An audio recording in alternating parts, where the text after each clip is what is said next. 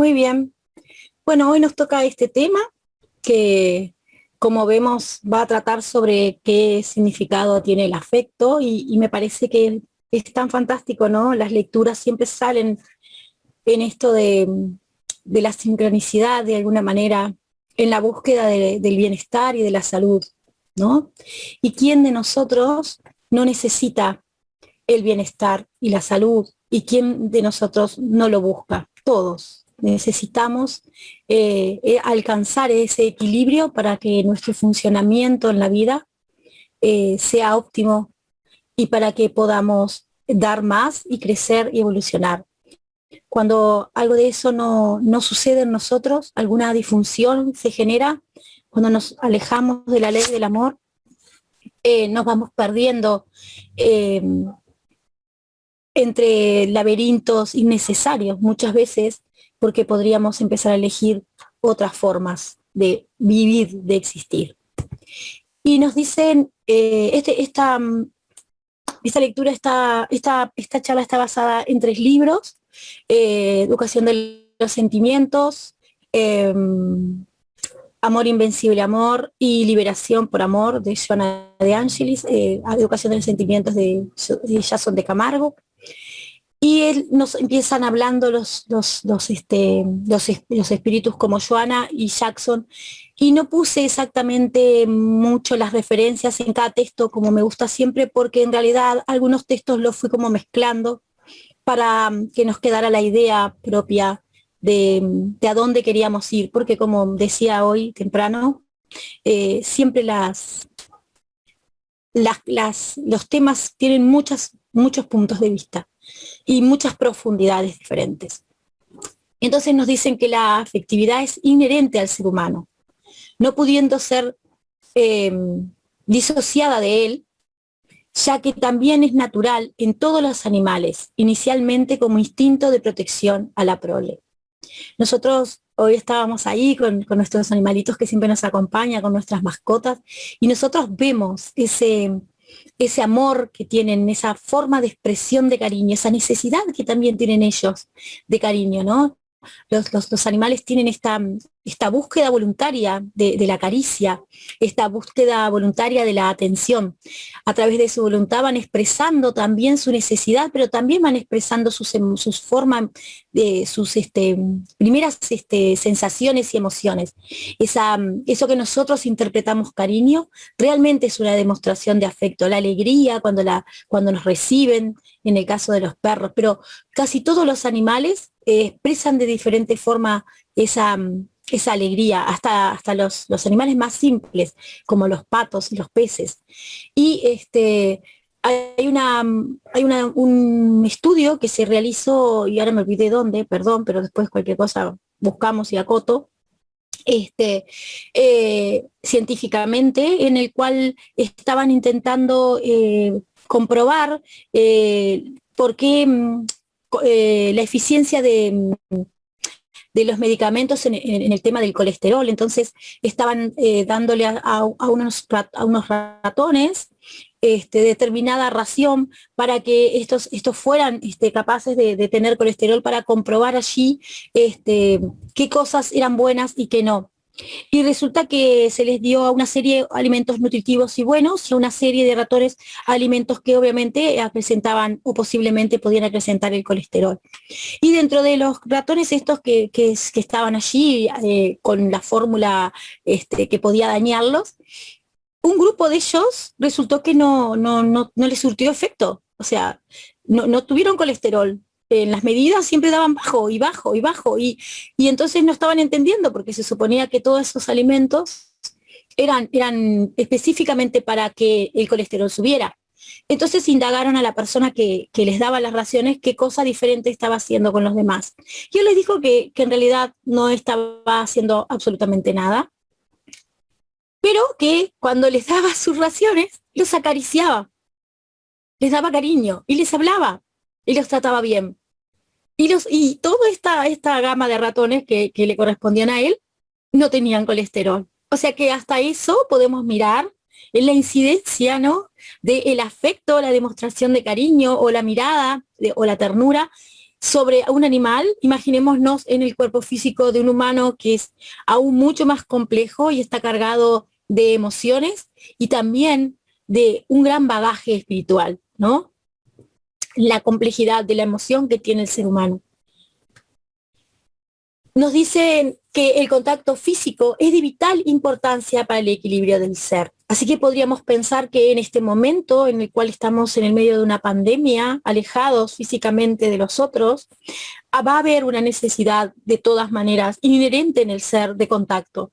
Nosotros necesitamos el contacto físico para sobrevivir.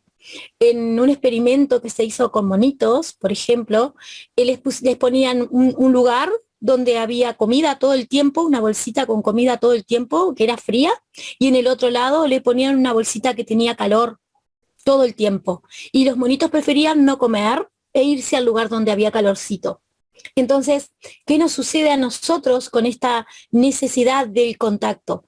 Entonces, si nos ponemos a pensar también, podemos empezar a pensar sobre todos los complejos que nosotros tenemos del contacto, ¿no? Todo aquello que a través de los siglos, a través de la iglesia, a través del clero y a través de muchas filosofías y religiones, se ha como estigmatizado el contacto físico con el otro. En las sociedades en que el contacto físico es escaso, las personas se vuelven más frías y menos profundas. Y en las lugares donde el contacto, en las regiones donde el contacto físico es más común, donde las personas se abrazan, se tratan y se saludan todos los días, esas personas llegan a lograr una inmensa profundidad y una armonía, hay menos delincuencia. Entonces es impactante como nosotros hemos estigmatizado el contacto físico con el otro en el transcurso del tiempo, desde aquello hasta desde el pecado, ¿no? Cuando la búsqueda necesaria nuestra es la necesidad de llegar al otro desde el contacto, ¿sí? Y esto lo vamos a ir desarrollando de a poquito. Entonces nos dicen que dar y recibir afecto está entre las necesidades primordiales del ser humano. El afecto representa esa clase de energía que llega hasta nosotros como un silencioso mensaje de cariño, debería decir. Entonces, cuando nosotros podemos dar afecto, recibir afecto también es altamente necesario, ¿no?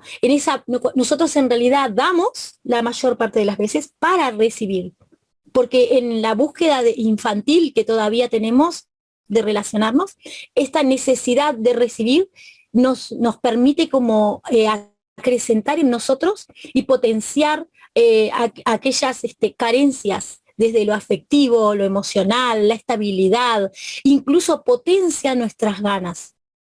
Cuando nosotros cualquier humano está alejado del afecto, en un asilo, en un hospital, y de cualquier tipo de demostración de afecto, se aliena de tal manera que seguramente perjudica su salud, como decíamos acá, ¿no?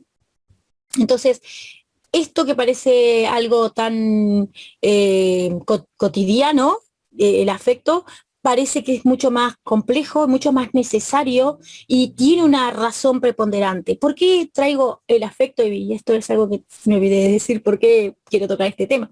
Porque recuerdan que venimos dando de alguna manera a través de educación del sentimiento cada una de esas emociones básicas que tenemos, ¿no? Y entre ellas, Camargo, en vez de tomar como toman por ahí en otros lugares el asco o el rechazo, toma el afecto, que en realidad también tiene que ver con el asco y el rechazo, ¿no? Porque si nosotros no sentimos afecto hacia alguien, automáticamente sentimos rechazo, ¿no? O indiferencia en su máximo caso, pero casi siempre rechazo. Entonces también tiene que ver, o a veces incluso hasta nos da sensación tan molesta que nos genera como repulsión. Entonces es muy, muy impresionante cómo estas emociones, que son las primeras y las básicas que todos tenemos, empiezan desde los primeros instintos en el animal, ¿no? Las plantas, que también hay plantas que, por ejemplo, ellas se fusionan y crecen mejor y evolucionan mejor y dan mejores frutos cuando están juntas. Por ejemplo, las frutillas. Las frutillas, si se pone una sola frutilla sola, es muy probable que esa planta le cueste mucho sobrevivir. Pero si se pone 3 o 4 frutillas juntas, esa planta automáticamente crece más frondosa y es más fructífera. Entonces hay algo allí que se habla, que se dice, ¿no? Que nosotros no escuchamos entre ellas y que se generan como una potencialización para el crecimiento. Y nosotros estamos hablando que esto es una de nuestras primeras emociones y que vienen desde la planta, ¿no? Empezando allí a latir, a tener su germen, a empezar a ebullicir, a salir hacia nosotros, ¿no? A eclosionar a nuestra existencia. Pasa por todo esto que son los animales, que lo vemos en las expresiones de ternura que tiene cualquier animal, el más vulnerable, el más simple de los animales, hasta los peces. Los peces tienen como cariño, hasta cuando son rescatados después vuelven a saludar y vuelven de nuevo los pingüinos, animales que es impactante como tienen esa recepción del cariño, del afecto, ¿no? Que no podríamos llamarlo cariño, porque ellos no sienten, no tienen la emoción tan compleja como nosotros, o por lo menos eso creemos científicamente, pero sí hay una demostración afectiva. El ser humano, nos dicen, tiene la necesidad de placer y todos sus esfuerzos son dirigidos para disfrutarlo. Evita la experiencia del sufrimiento, exceptuándose los casos de trastornos masoquistas. El ser humano, dice, necesita el placer, porque en realidad nosotros necesitamos sentir esta forma placentera, diferente cuando el placer se polariza y se va a los vicios o al desequilibrio, ¿no? Que ya es la búsqueda constante del placer. Pero cuando nosotros así todo, nos vamos a esa búsqueda como eh, persecutoria del placer, así todo estamos intentando llenar un vacío, una forma y potenciar dentro de nosotros, aunque sea momentáneamente, un estado de satisfacción que nos permita seguir vivos. Hay un caso que se trabajó con unos niños creo que son en Polonia, ay, me olvidé, soy mala con los lugares y los nombres, después de la Segunda Guerra Mundial, en que los niños había tanta cantidad de niños que abandonados que se ponían en un asilo así, se dejaban, y lo único que se les daba era comida, nada más, no se les daba más nada. La comida se los atendía y se los lavaba. No se los miraba, no se les hablaba, no nada. Era un servicio así como cuando, no sé, le vamos y le damos a las gallinas el maíz y no nos fijamos si están bien o si están mal, pero nosotros tenemos que hacerlo porque si no se nos enferman y seguramente no nos van a dar huevitos. Pero en este lugar era tal la cantidad de sobrepoblación de niños que había que ni siquiera miraban allí que era lo que les pasaba, simplemente los atendían, los asistían, les daban medicación y nada más, no había muestras de afecto, no había ni siquiera contacto físico, ni siquiera visual. ¿Qué pasó con estos niños? Estos niños crecieron y en su ser, en sus formas, generaron muchas enfermedades, patologías psíquicas, montones, desequilibrios emocionales, pero hasta estrabismo. Por ejemplo, esos niños no podían mirar hacia un lugar fijo, su vista se extraviaba. ¿Por qué? Porque pereció ahí, porque no había contacto visual. Y nosotros necesitamos ese contacto visual para que los sensores de nuestro cerebro sepan qué tenemos que hacer. A esa profundidad estamos hablando de cuánto necesitamos la mirada, la atención del otro, cuánto necesitamos ser atendidos y cuánto necesitamos atender. Entonces, aún así, cuando el placer es esa búsqueda constante, incesante, casi torturante y que lleva al desequilibrio, hay una necesidad allí de llenar un espacio, una estabilidad que nos permite seguir vivos, permanecer, poder continuar. Si no, fenecemos. Los niños, si no son contenidos y tocados, mueren, aunque sean bien alimentados cuando recién nace. Entonces, el niño que nace a través de ese vientre materno, cuando sale de allí, de ese claustro, logra allí entrar a este mundo absolutamente necesitado de mirada, contención, afecto, aunque sea el trato. Acá en Uruguay, en el hospital de la ciudad de Capital, hay un lugar donde los niños son abandonados, los bebés, y se pide el servicio a personas que los abracen. Y hay madres y personas que van a abrazar a los bebés para que no mueran. O sea, a esa profundidad precisamos el contacto humano, ¿no? Entonces, cualquier búsqueda, inconsciente o no, aguarda la compensación del bienestar, que siempre es la fuente motivadora para la lucha. Nosotros necesitamos ese contacto, esa relación con el otro, esa emoción que nos embarga de sentir algo que nos sacia para simplemente motivarnos para poder luchar. Si no, no hay deseo de vida. No hay deseo de vida. Cuando pensamos así, empecemos a pensar, que hoy bromeaba con eso, pero no voy a entrar en ese lugar, pero pensemos en la cantidad de patologías que se pueden generar en los seres, desde una anorexia, ¿no? Hasta un psicópata, ¿no? Por esta carencia del afecto, carencia de la mirada, carencia del contacto. Simplemente, solo desde ahí. Entonces, cuando nosotros hablamos de otros y juzgamos, miremos a dónde estamos mirando, ¿no? Si estamos mirando porque que el otro es así, o estamos revisando que socialmente todavía nosotros somos incapaces de contener afectivamente a los seres humanos. La afectividad produce una reacción de adrenalina en la sangre que conduce al individuo orgánico, de cual surge la sensación agradable del placer, del deseo de estar próximo, del tomarse de la mano, abrazar y de la caricia. ¿Vieron? Esta imagen es fantástica, ¿no? Ese león que abraza a ese hombre, pero no solo lo abraza, sino que como que lo lame para decir, yo estoy acá. Los animales, especialmente los felinos, a través de sus papilas dactilares, de sus lenguas, tienen mucha sensación de ubicación, de sentido, como si fuera un olfato, ¿no? Ellos tienen por eso se lamen mucho y se expresan mucho esa sensación, más allá que los gatos, por ejemplo, por lamerse extraen la vitamina E del sol y muchas otras cosas, pero principalmente cuando por el afecto, por eso los perritos nos necesitan lamernos, porque así estos animales son sus sensores. La lengua es como el sensor que nosotros podríamos tener en la punta de los dedos, ¿se entiende? Entonces es fantástica esta imagen, a mí me encantó porque empecé a buscar y dije, wow, esta es impactante.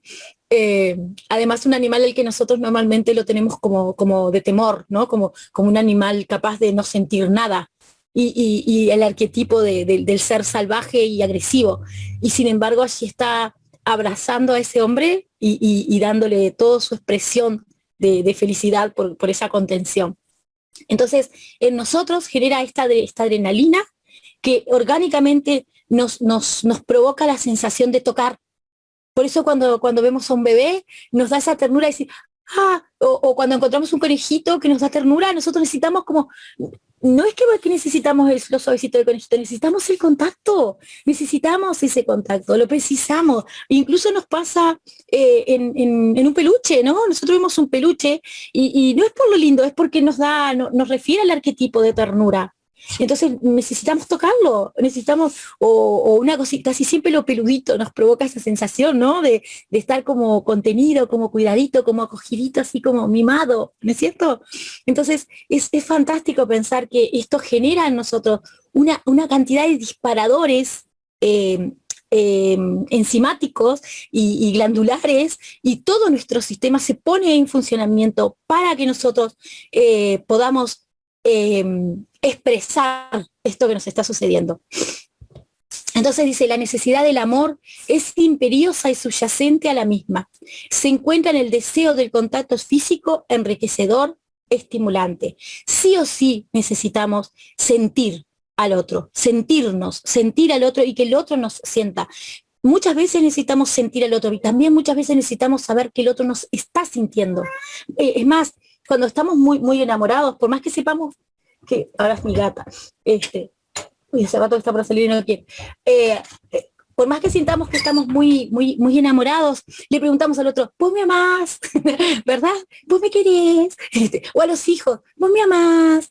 ¿Vos me querés? O a mamá, ¿no? Mamá, vos me amás. Y lógico que nos ama, mamá nos aguanta hace 40 años, a mí 50.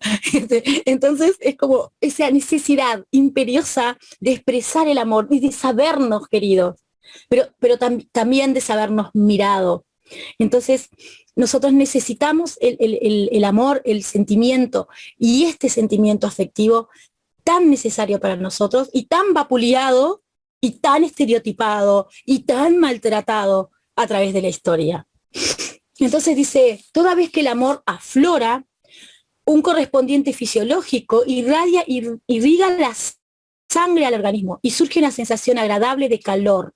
En cuanto la animosidad, la antipatía, la indiferencia proporciona el flujo de la sangre hacia el interior, dejando la periferia del cuerpo frío, por tanto desagradable y perturbadora. Lo que hablábamos hoy, ¿no? El afecto que se produce, que surge, esa sensación de amor que emerge hacia afuera, y cuando nosotros sentimos que algo no nos gusta, automáticamente la sangre genera al revés, hacia el interno el flujo, ¿no? Entonces nos genera un estado de malestar, de frío, hasta de repugnancia muchas veces, ¿no? Como yo no quiero estar cerca de esta persona. Más allá de que nosotros sabemos que no nos agrada, tenemos que recordar que somos seres humanos con un bagaje. Y cuando alguien no nos agrada, es porque todavía en nosotros, no en el otro, en nosotros no se ha conquistado el amor. No hemos conquistado de alguna manera esta capacidad inmensa de sentir, aunque sea afecto. Cuando esto no sucede, recurrir a la oración es prácticamente lo mejor, porque necesitamos orar para no disgustarnos, pero principalmente orar pidiendo la asistencia para que ese sentimiento tenga la oportunidad de sanarse. Porque como decía la lectura al principio, todo está en nuestra mente, y todos los desequilibrios empiezan ahí, en los pensamientos que inducen sentimientos y emociones. Y necesitamos, sí o sí, sanar nuestras emociones para que surjan sentimientos de virtud, virtuosos y amorosos. Y para que esas emociones que se vuelven perturbadoras o desagradables no influyan en nuestro ser, agrietando y torturando nuestras propias células hasta generar enfermedades catastróficas, cuando no grandes deudas en el pretérito de nuestras vidas, ¿no? De nuestras próximas reencarnaciones. Y entonces dice que el sentimiento de afectividad es casi siempre acompañado de los conflictos personales, que emanan de la estructura, acá me agregué una S, psicológica de cada uno, ¿no? Cada ser tiene en su psiquis una construcción dada a lo que le gusta y a lo que no le gusta, al referente arquetípico de aquella persona que le hizo daño, que la recuerda, aunque esa persona ni siquiera sea real. Cada uno tiene una forma de recordar y de registrar determinadas cosas agradables o desagradables, aunque ni siquiera sean tal, ¿no? Entonces, en esta forma que cada uno trae en su propio bagaje y que luego trae a la vida, en esta encarnación, el niño, va produciéndose de a poco esta combinación para que nosotros seamos, según lo que nos va sucediendo, más afectivos o menos afectivos. Muchas veces dice, experimento del rechazo selectivo afectivo, el disgusto sufrido en el pasado a causa de personas a la que estimaba. Muchas veces, cuando nosotros estamos en esta forma de sentir, que en el rechazo, por ejemplo, ni siquiera a veces tiene que ver con esa persona exactamente, sino que esa persona tiene rasgos que en nuestro inconsciente son similares por ahí a alguien en algún momento que nos defraudó. Entonces, cuando nosotros vamos eligiendo los afectos, también los elegimos de la misma manera. Vamos mirando a aquellas personas que no son conocidas de alguna forma, ¿no? Y nos dicen desde el abordaje psicológico que hay 5 heridas que tenemos, que no las vamos a tocar, solo las vamos a hablar, que son la herida del abandono, la herida del rechazo, la herida de la humillación, la traición y la injusticia. Y díganme, ¿quién de nosotros no ha sufrido en algún momento de nuestra infancia esas 5 heridas? De la infancia a la adolescencia. Todos. Todos hemos sido traicionados, todos hemos sentido humillación, ya sea de un compañero, de un maestro, de un colega, de un vecino, ¿no? Alguien nos humilló, todos nos hemos sentido abandonados, en un momento que pasó algo trágico, que sucedió una cosa. ¿Cuántas veces los padres están en un duelo, están en disputas, en discusiones, están en el trabajo y dejan a sus hijos o están sobre protectores absolutamente, y esa sensación de sentirse totalmente abandonado está allí, y el niño construye dentro de sí esas sensaciones, esas emociones y esos sentimientos? Porque no implica que sea real, ¿no? Ninguna de estas heridas implica que sean realmente un trauma que se causó, que realmente fue una acción tal cual, sino la forma en la que interpretamos ese suceso, entre el bagaje de lo que somos, de quiénes somos y de lo que estamos siendo. Entonces, ¿quién de todos nosotros no ha sido traicionado o quién no ha sufrido una injusticia? Entonces, vamos pensando y mirándonos cómo estas heridas, estas formas que ya vienen dentro de nosotros a través de la experiencia, van permitiéndonos ser afectivos o no. Y cómo nos relacionamos en la búsqueda del otro y cómo muchas veces vamos hacia el otro a través de estas heridas, ¿no? En el centro espírita es tan notorio porque nos caen bien o no nos caen bien, y nos cuesta tanto que nos caiga bien ese hermano, ¿no? Porque nos recuerda determinadas personas de nuestra vida, determinadas situaciones, y no tienen que ver exactamente con ese ser, no siempre. Cuando no se vivió plenamente en la infancia la experiencia tranquilizadora del amor, la inseguridad que se instala genera conflictos en relación a su realidad, y todas las relaciones afectivas se presentan marcadas por la presencia de los celos, de la rabia o del resentimiento. Así que cuando nosotros tenemos celo, rabia o resentimiento, estamos generando esa acción, esa emoción y esos sentimientos a raíz de un patrón que lo que hace es protegernos del desamor, ¿no? Siempre estamos protegiéndonos del desamor, de aquello que nosotros interpretamos como desamor incluso, ni siquiera desde el desamor real. Pero esto se arregla, se soluciona, se acomoda o se agudiza en la primera infancia, a raíz de aquellos que nos miran. Y esto no solo depende de la familia, depende de todo un contexto social y depende de una actitud que aún no hemos llegado, una actitud de amor a la que aún no hemos, de cuidado a la que aún no hemos llegado. Los celos, dice, por ejemplo, que retratan la falta de autoestima, predominando la autodesvalorización como consecuencia de la falta de confianza en sí mismo. Se transforman en un terrible verdugo del ser y aquello que forman parte de una relación. Y no solo los celos de pareja, por eso traje esta imagen que tiene ese niño, ¿no? En ese estado de celo, y no simplemente la pareja. Cuando la llevamos a la pareja, ahí puede ser funesto. ¿Por qué? Porque ahí es donde ocurren los mayores crímenes, ¿sí? Y porque la celopatía es una de las formas más sufridoras y más tremendas que puede tener el ser humano en cuanto a dolor, en cuanto a sufrimiento. Debe ser una de las más tortuosas formas, porque el ser humano siempre está en estado de imaginación, y está en un estado de imaginación que lo que teme es la pérdida de lo amado o de no ser amado, ¿sí? Esta conducta resulta del abandono emocional a la que fue relegado en la infancia, cuando las necesidades fisiológicas no eran atendidas convenientemente, resultando en este terrible trastorno de desestructuración de la personalidad y de la autoconfianza. Entonces, las personas que no tenemos confianza, que nos falta confianza, que le tenemos miedo a la vida, tienen mucho que ver con esto. Y ahí podemos empezar a pensar en miles de cuadros, en miles de formas. Entonces, ningún femicidio, ningún abuso se da porque sí. Se da porque hay un contexto entero, desde lo intrafamiliar hasta lo extrafamiliar, desde lo cultural hasta toda una sociedad y todo lo mundial, en lo que todavía no se logra mirar a ese ser para acompañar su desarrollo y su proceso, generándole estados afectivos y emocionales que sean valerosos para su desarrollo. Entonces nos dice que la desconfianza de no merecer el amor inconscientemente y la necesidad de imponer sus sentimientos, por creer que siempre dona mucho más y no recibe nada. Conduce a patologías profundas de alienación que determinan las caídas en crímenes variados, de los más simples hasta los más terribles. Miedo a no tener retorno del amor que se ofrece. Esto lo vemos mucho, ¿no? Ay, yo doy todo en mi casa y a mí nadie me da nada. Yo hago de todo en el centro y siempre estoy intentando colaborar y nadie me reconoce.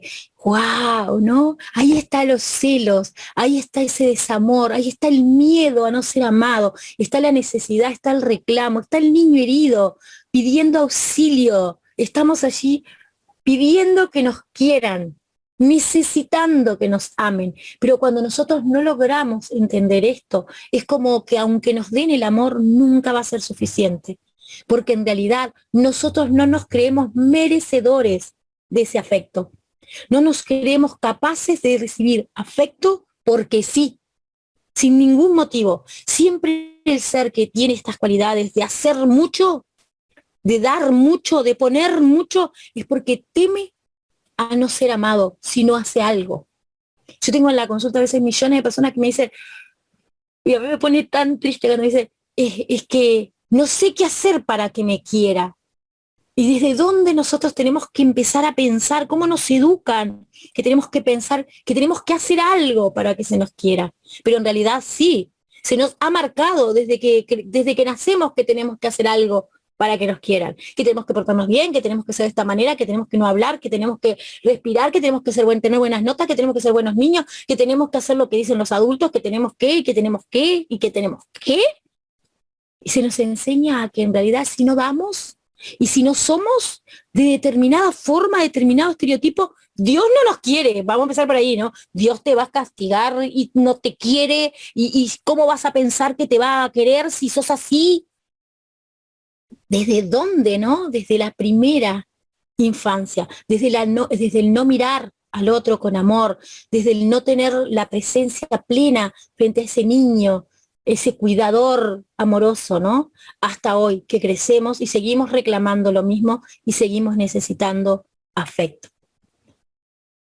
El amor no puede ser impuesto, nos explica Joana, sino desarrollado, practicado, cuando no surge espontáneamente. Nosotros no podemos exigir al otro que nos ame. El otro no tiene ni por qué querernos ni sentir afecto por nosotros. Nosotros tenemos la obligación de sentir afecto por el otro. La obligación de sentir afecto por nosotros mismos. Nosotros sí, porque en realidad soy yo el que necesita. El otro no sé qué necesita, pero yo sí preciso afecto. Entonces yo necesito ser afectuoso. Yo sí preciso modificarme, así que yo sí necesito transformar esto y desarrollar en mí lo que no surge espontáneamente. Cuando se es carente de afectividad, la misma se presenta en forma de ansiedad perturbadora, que genera conflictos de insatisfacciones luego que sea atendida. Aunque nosotros nos atiendan, nos miren, nos den, cuando nosotros hemos sido carentes, no tenemos afecto, no podemos sentir afecto, no importa lo que suceda, siempre nos va a generar un estado de ansiedad. Nos va a querer mañana. ¿Será que hice bien? ¿Será que di poco? ¿Será que no hice mucho? ¿Será que tenía que haber hablado otra cosa para que Sin Fronteras me vuelva a llamar para una charla? ¿Será que no la di como me hubiera gustado darla? ¿Será que hablé correcto? ¿Será que a fulanito le dije algo que estaba mal? ¿Será que me van a querer? ¿No? Y produce la incertidumbre de seguir amando, después de ser satisfecho, el hambre del contacto físico o emocional. Porque el ser humano necesita dos tipos de contacto. El físico, que es la necesidad de tocar al otro, de saber que no es un fantasma, que existe, ¿no? Que está allí, que está al lado mío, que no se va a desaparecer, ¿sí? Ese es el físico. Y el emocional es la mirada, el reconocimiento, que no se trata del halago, sino de el saber que el otro está allí siempre y me quiere y me acepta tal como soy, aunque sea recontra imperfecto, ¿sí? Y mientras esto no sucede, cada vez que esa hambre yo voy y doy una charla y me siento requerida por todo, y al otro día necesito dar tres porque eso fue poquito. Fue poquito y se fue rápido y yo apenas tomé un poquito de esa emoción, entonces necesito volver a reequilibrarme porque estoy carente. ¿Se entiende? ¿Se va entendiendo? Entonces, nosotros cuando tenemos este estado así de desafectividad, que no hemos podido llenarnos de amor y expresar afecto, siempre vamos a estar en el reclamo y en la necesidad de más. Así que miremos en qué lugares de nuestra vida somos compulsivamente, ¿no?, hambrientos de afecto. Si en la familia, si con la madre, si con el hijo, si en el centro espírita, si en la vida, si en lo que sea. ¿Qué consumimos? ¿No? ¿Con qué llenamos esos vacíos? Así dice, el amor se torna dependiente y no concede plenitud. Transfiere para el ser amado, que puede ser hasta la institución espiritual o Dios, ¿no?, sus necesidades de seguridad, exigiendo recibir la misma dosis de emoción, a veces desordenada, que descarga en el ser elegido. ¿Sí? Ese pobre instrumento de nuestra deposición de afecto y de nuestro reclamo se transforma en una forma dependiente. Yo no hago porque deseo hacer, yo no hago porque me da placer, yo no amo ni demuestro afecto porque lo siento y porque quiero darlo, sino porque necesito retroalimentar el mío. Necesito sí o sí llenar mi vacío. Y ahí yo me vuelvo dependiente, porque si el otro no me quiere, yo soy infeliz. Yo soy absolutamente vacía. Nadie me ve, soy carente, no me puedo nutrir.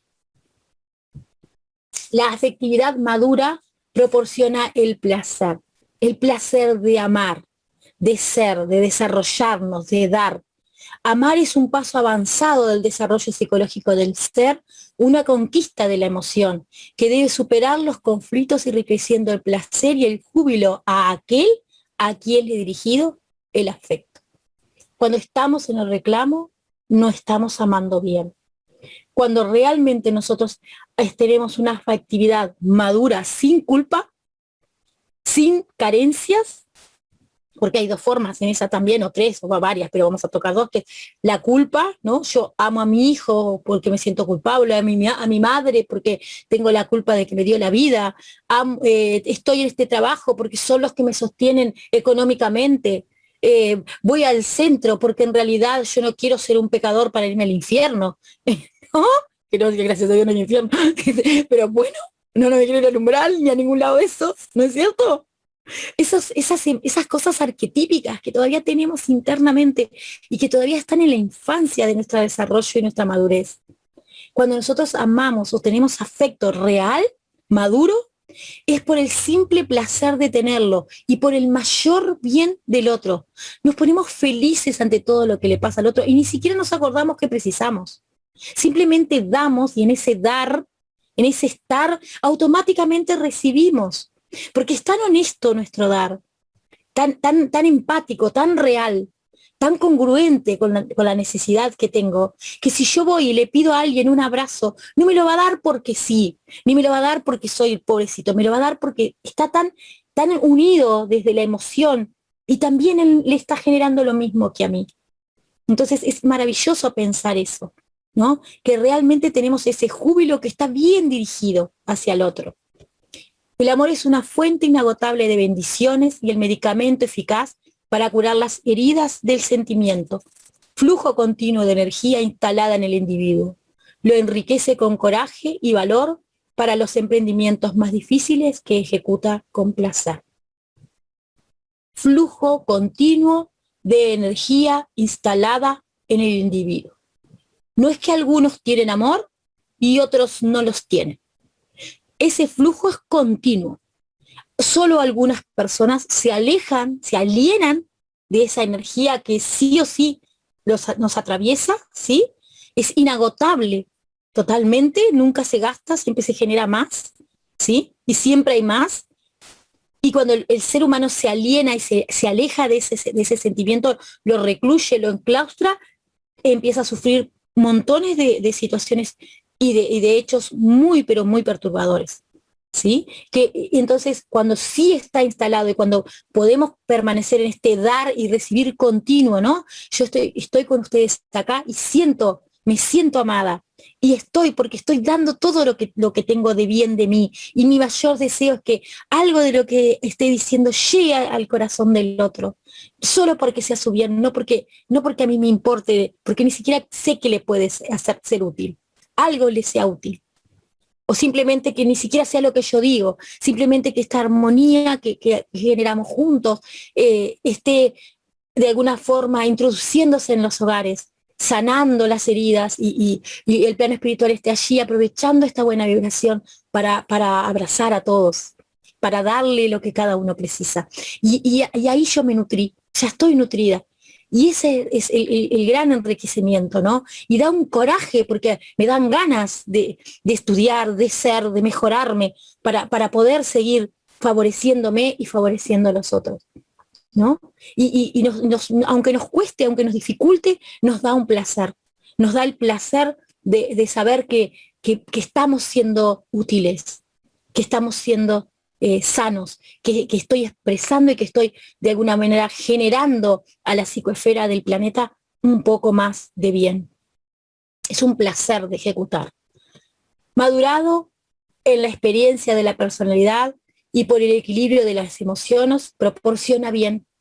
Está en la espera sin ansiedad y alegría en el encuentro sin exigencias. Siempre favorable al progreso de aquel a quien se dirige, ¿no?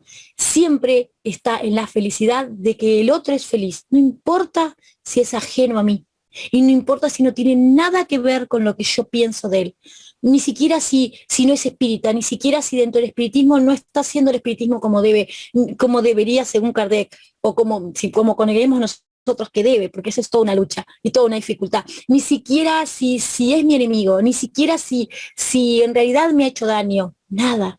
Esa ternura, esa forma de ser y de entregar aquello que soy sin esperar que ninguna cosa se modifique para mi bien, sino para bien del otro, ¿no? Aunque yo siempre me modifico, se modifica todo para mi bien, porque siempre que vibramos bien hacia el otro, estamos vibrando bien hacia nosotros, porque como es infinito el amor, el primero que es sanado, el primero que es tocado, el primero es uno mismo. Muy bien, esas son las fuentes de consultas y por acá cerramos. No sé si me quedó algo para decir, pero bueno, capaz que quieren preguntar alguna cosa, opinar algo o dejar algo más.